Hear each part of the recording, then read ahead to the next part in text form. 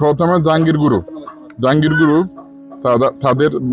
তাদের দলবল নিয়ে তারা আমাদের উপর অত্যন্ত জোরে তারা আমাদের উপর জানের হুমকি দিয়ে তারা আমাদের উপর হামলা করে।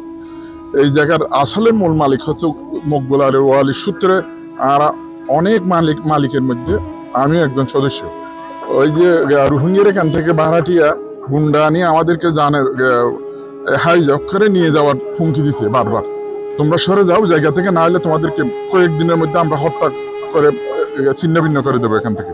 তারা ওই জাহাঙ্গীর গ্রুপ, জসিম, আলমগীর, জাহাঙ্গীরের তাদের ভাড়া করা গুন্ডা আনিয়া তারা আমাদের উপর যেভাবে হামলা করছে, আমাদের মা বোনদের উপর পর্যন্ত তারা হামলা করেছে।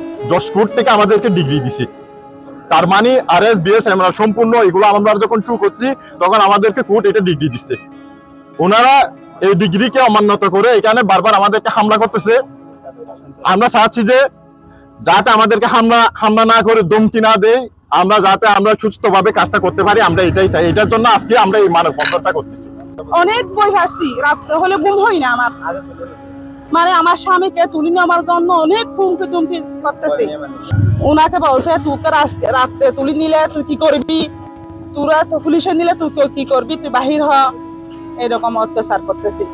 আরে মূল মালিক কল 100 বছর ধরে টহলত আছি, আর টহলে থাকার পরে আমরা যখন নিষেধাজ্ঞা হওয়ার পরে 5-6 মাস এখানে ছিলাম না।